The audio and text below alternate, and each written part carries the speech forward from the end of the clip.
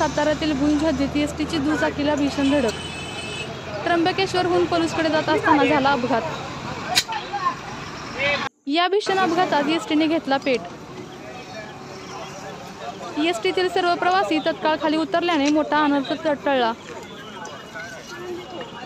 दुचाकी चालक एसटी खाली अडकल्याने त्याचा होरपळून मृत्यू।